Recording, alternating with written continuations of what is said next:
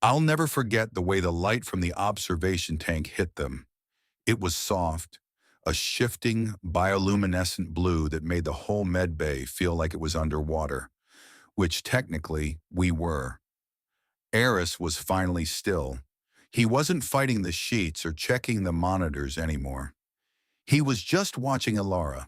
Her hand was on his cheek, her pale violet-tinted skin resting against his rough stubble, and she was feeding him, spoon by spoon, like he was the only thing in the universe that mattered.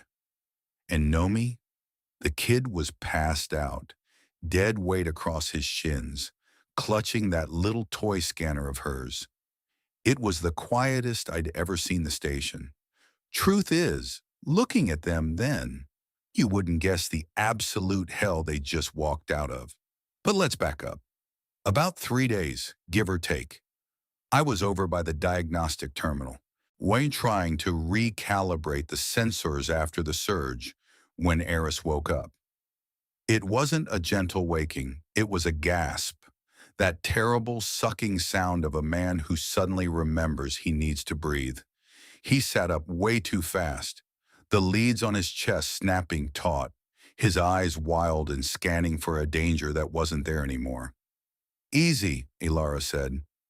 I've heard High Priestesses speak before, usually from a podium, distant and formal.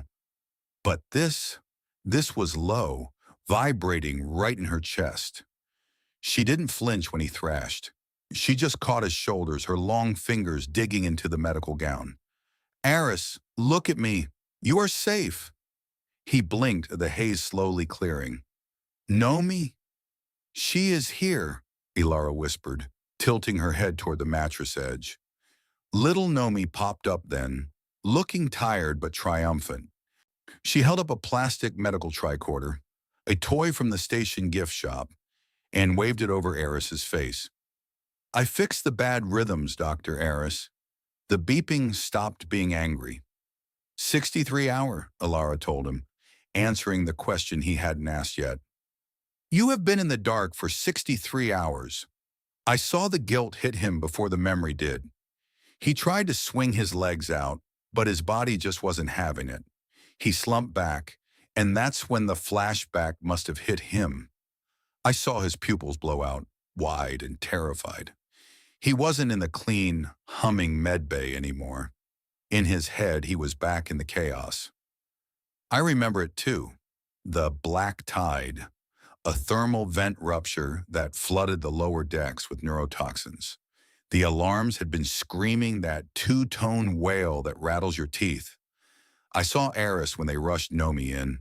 Her gills were seizing, the delicate membranes turning a sickly gray. Protocols said to seal the room.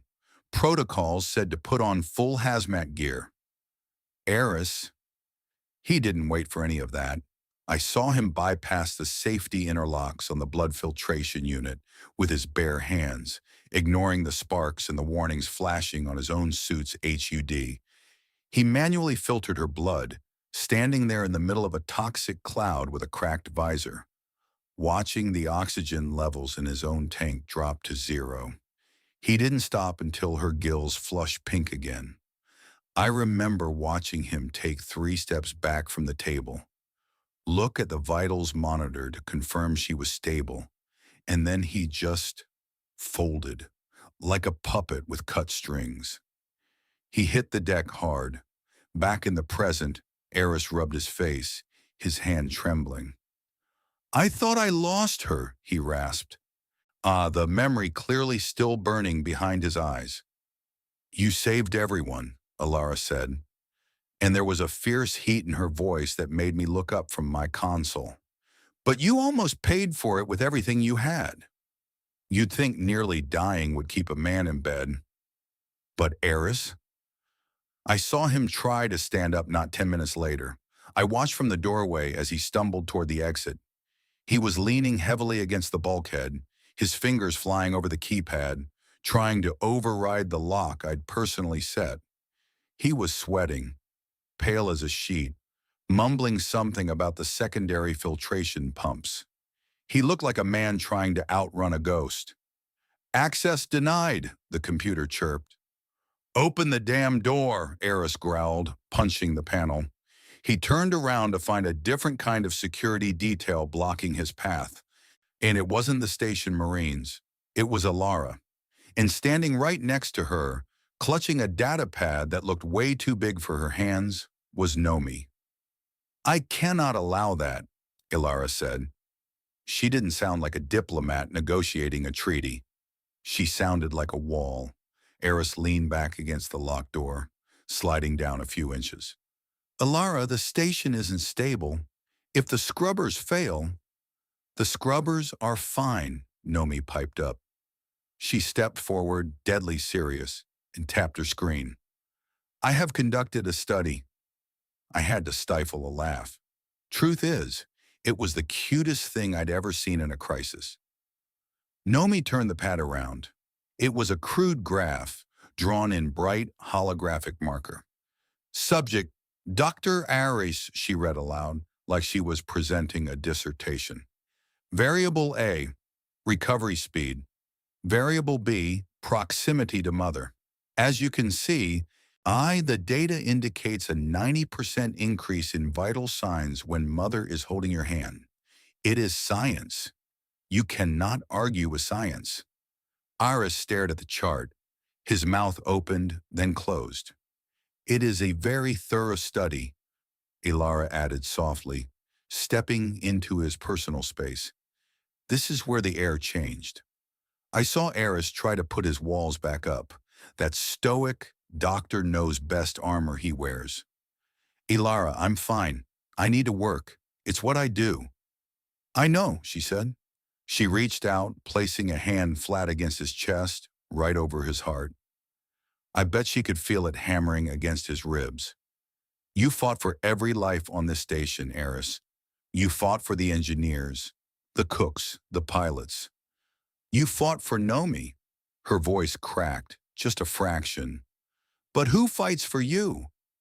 He looked at her, really looked at her, and then I saw the fight go out of him. It wasn't a defeat, it was a release. He let out a breath that seemed to carry the weight of the last 3 days. I don't know how to stop, he whispered. If I stop, I feel like I won't start again. Then let us carry you until you can, she said. He let her guide him back to the bed. He didn't argue when she arranged the pillows. He didn't argue when Nomi climbed up and curled against his legs, instantly asleep, her job done. I stayed in the shadows as Alara picked up the bowl of nutrient broth. She fed him, slow and steady. There was no pageantry to it, no royal protocol. Just a woman caring for a man.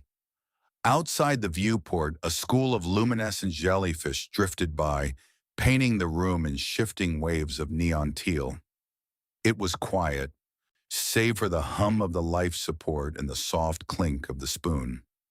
I watched Eris finally close his eyes, his hand resting near Nomi's ankle, his breathing syncing with the slow rhythm of the station.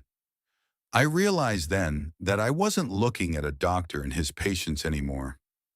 I was looking at a family, and honestly, I think that scared him more than the toxins ever did. But looking at the way Alara smiled at him, I knew he was going to be just fine.